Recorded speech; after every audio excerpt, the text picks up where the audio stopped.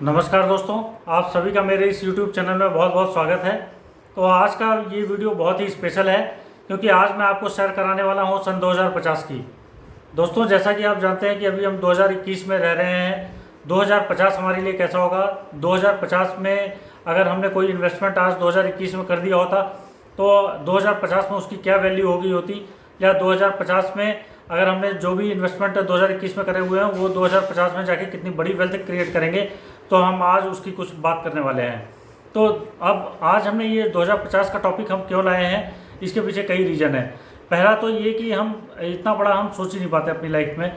अगर हम जो भी सोचते हैं, हम जो प्लानिंग करके रखते हैं वो 2025 की या 2030 की हम करके रखते हैं, मैक्सिमम 5 या 10 साल की, या उससे भी ज़्यादा कोई लोग कर लेते हैं तो 15 साल की या 20 साल की।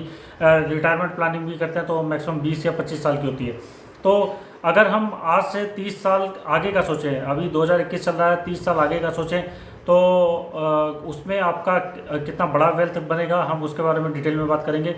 अब हम इसकी बात क्यों कर रहे हैं? क्योंकि देखिए, 2050 एक समय है और समय कभी रुकता नहीं है। समय किसी का वेट नहीं करेगा, वो समय जो है वो आएगा ही आएगा, हम चाहे रहें या ना रहें। हम रहें या ना रहें, या जिंदा रहें या ना रहें, या लेकिन ये जो समय है, समय नहीं रुकने वाला है। 2050 तो आना ही आना है। और हमारी इन्वेस्टमेंट चाहे अच्छी हो, हमारी इन्वेस्टमेंट चाहे बेकार हो, और दोनों ही केस में ये 2050 आने ही वाला है। और चाहे हमारी इन्वेस्टमेंट सोच समझ के हुई हो या बिना सोचे समझे हुई हो, उस केस में भी 2050 आएगा ही आएगा। तो अगर जैसे हम देखें कि अगर हम अभी से 30 साल पीछे चलते हैं, तो 30 साल पीछे की बात करें तो 1990, एक समय 1990 था, तब हम कभी 2020 के बारे में नहीं सोचते थे। लेकिन 2020, आज हम 2020 पे खड़े हुए हैं और हम इसे देख रहे हैं कि अगर हमने काश कोई इन्वेस्टमेंट 1990 में की होती तो उसका आज क्या रिजल्ट होता। उस समय तो कोई सोच भी नहीं पाता था कि 1990 में हम कौन सी कंपनी पिक करें या क्या तरीके हैं इन्वेस्टमेंट करने के।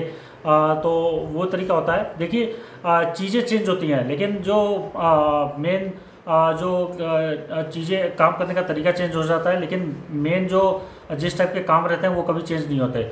इन्वेस्टमेंट करने का तरीका ज़रूर बदला है।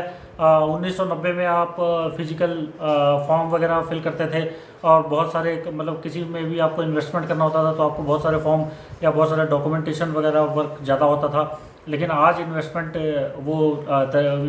करने का तरीका जो है वो चेंज हो चुका है। तो आज कोई फिजिकल फॉर्म नहीं, आज तो आपको डिजिटल रूप में आपको डीमैट अकाउंट ओपन करके आप डिजिटली इंटरनेट के थ्रू आप इन्वेस्टमेंट कर सकते हैं। तो यही चीज़ें जो कंपनियां हैं, देखिए कंपनियां, कुछ कंपनियां 1990 में भी जिंदा थी, 2000 में भी थी, 2010 में भी थी और 2020 में भी है। और मुझे आशा है कि वो 2020 से 30 और 30 से 40, 40 से 50 में भी रहेंगी। तो हम ऐसी कंपनियों की बात करते हैं अपने इस वीडियो में। अभी मैं आपसे अपनी स्क्रीन शेयर करने जा रहा हूँ, तो हम देखते हैं कि 2050 में कौन कौन सी कंपनियां रहने वाली हैं। तो दोस्तों, आशा है कि आप मेरा स्क्रीन देख पा रहे होंगे। ये मैं आपको अपने 2050 की स्क्रीन शेयर कर रहा हूँ। तो इसमें जैसा कि आप देख सकते हैं कि नंबर 1 पे जो मैंने स्टॉक चूज़ किया है HUL, हिंदुस्तान यूनिलीवर। तो अगर हम इसका देखें तो प्रेजेंस देखें 1990 में, क्या इसकी प्रेजेंस 1990 में थी और 2020 में भी है। तो ये जो मैंने अपना वीडियो बनाया है, मैंने इस पॉइंट को रखा है कि मैंने ऐसी कंपनियां ली हैं जो आज से लगभग 30 साल पहले या 25 साल पहले जिनकी प्रेजेंस थी। मैंने कोई ऐसी कंपनी नहीं ली है कि जो अभी रिसेंटली आई हो, या जिसका जो रिसेंटली आई हो या जो बाद में आई हो।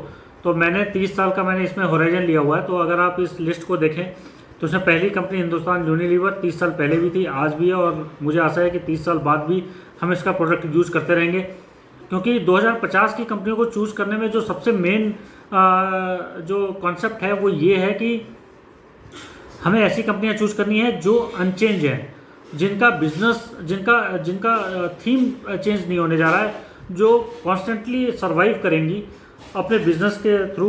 तो ऐसे ही अगर हम हिंदुस्तान यूनिलीवर को देखें तो हम हैंड वॉश लाइफ बॉय का हो या डिटॉल का हो तो वो आज भी यूज़ करते हैं। पहले हम सोप यूज़ करते थे, बट अब हैंड वॉश आ गया है। तो ये तरीका सेम है, देखिए तरीका सेम है। और चीज़ें जो प्रोडक्ट हैं हिंदुस्तान यूनिलीवर की, वो हम सोप, हमें पता ही है कि इसमें सोप और जो ब्यूटी प्रोडक्ट्स हैं वो, और अलग और तरीके के प्रोडक्ट्स हैं हिंदुस्तान यूनिलीवर में। तो वो सारे प्रोडक्ट जो है वो चेंज होने नहीं जा रहे हैं। अगर कैसी भी सिचुएशन रहती है, दुनिया चेंज होती है और एडवांसमेंट आती जाती है, बट हिंदुस्तान यूनिलीवर के प्रोडक्ट हम सभी आज भी यूज़ कर रहे हैं, 10 साल बाद भी यूज़ करेंगे, 20 साल बाद भी और 30 साल बाद भी आशा करते हैं कि यूज़ करेंगे। और दोस्तों अगर आप देखें लास्ट कॉलम में मैंने 2050 में इसमें प्राइस, एक्सपेक्टेड प्राइस लिखा हुआ है। तो अगर आप ये प्राइस ये पूछेंगे कि मैंने किस बेसिस पे कैलकुलेट किया है, तो वो तो मैं आपको एक्सप्लेन नहीं करूँगा, बट ये जो प्राइस है ये मैंने आपको 2050 का प्राइस दिखाया है। तो अगर आप देखें कि आज का जो प्राइस है वो 2434 रुपये है और 2050 का जो प्राइस होने वाला है वो 12 लाख रुपए का होने वाला है। दोस्तों एक शेयर का प्राइस हिंदुस्तान यूनिलीवर का 12 लाख रुपए का हो जाएगा 2050 में। और ऐसे ही दूसरी कंपनी अगर हम देखें कोलगेट, तो कोलगेट का जो एक प्राइस है, एक शेयर का प्राइस है वो 1498 रुपये और 2050 में जो प्राइस मैंने लगाया हुआ है वो 50,000 रुपये एक शेयर का प्राइस लगाया हुआ है। तो दोस्तों ये जो मैंने कैलकुलेशन की है ये बहुत ही कंजर्वेटिव कैलकुलेशन है, आपको इससे कहीं ज़्यादा प्राइस देखने को मिलेगा और ये हम फ्यूचर के साथ ज़रूर देखेंगे। तो यहाँ पे जो तीसरी कंपनी है वो एशियन पेंट, तो जिसका आज का प्राइस वो 2617 रुपये है। तो 2617 रुपये आज का प्राइस, और अगर मैं 2050 का प्राइस देखूं तो ये 12 लाख रुपए का इसका कैलकुलेशन मैंने किया है और ये भी बहुत कंजर्वेटिव कैलकुलेशन है। तो अगर हम देखें तो जैसे कि कोलगेट है, कोलगेट में कोई टूथपेस्ट सभी लोग यूज़ करेंगे और टूथपेस्ट कोई यहाँ पे चेंज नहीं होने वाला है, चाहे कैसी भी सिचुएशन हो, कितना भी एडवांसमेंट हो, लेकिन टूथपेस्ट बंद नहीं होने वाले और ऐसे ही टूथब्रश भी बंद नहीं होने वाले। कोलगेट के प्रोडक्ट्स कंटिन्यूसली यूज़ में रहेंगे। और एशियन पेंट देखें तो दोस्तों पहले 30 साल पहले भी लोग पेंट करवाते थे, आज भी पेंट करवा रहे हैं और 30 साल बाद भी पेंट करवाएंगे। तो यहाँ पे पेंटिंग सर्विसेज एशियन पेंट की बंद नहीं होने वाली है और इम्प्रूवमेंट होगा इसमें, क्योंकि घर आपको पता ही है कि घर बनने कभी बंद नहीं होंगे और पेंट होना कभी बंद नहीं होगा। तो एशियन पेंट जो है वो मेरी तीसरी चॉइस की कंपनी है और इसका प्राइस मैंने 12 लाख रुपए का लगाया हुआ है, जो कि बहुत ही कंजर्वेटिव प्राइस है। चौथी कंपनी मैंने HDFC बैंक को चूज़ किया है, क्योंकि दोस्तों अगर आप जानते हैं कि बैंक पहले भी हुआ करते थे, आज भी हैं और फ्यूचर में रहेंगे, तो इसमें मैंने नंबर 1 बैंक को चूज़ किया है, HDFC बैंक को, क्योंकि अगर हम गवर्नमेंट बैंक की बात करें SBI भी रहेगा 2050 में, मेरा मानना है सर्वाइव करेगा।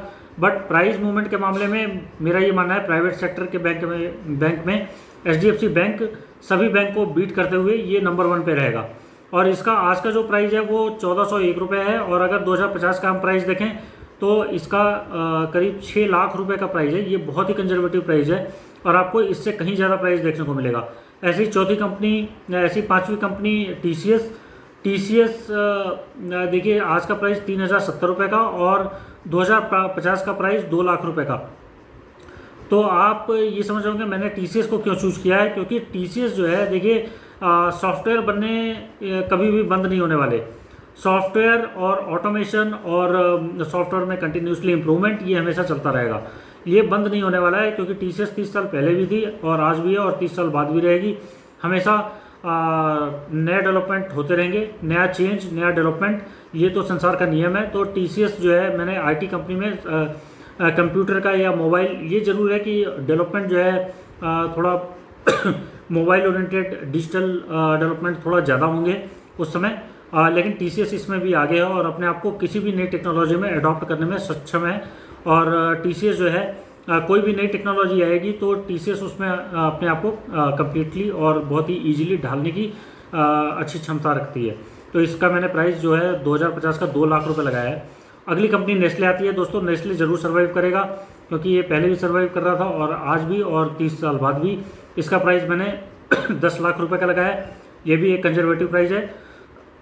अगली कंपनी आती है CDSL।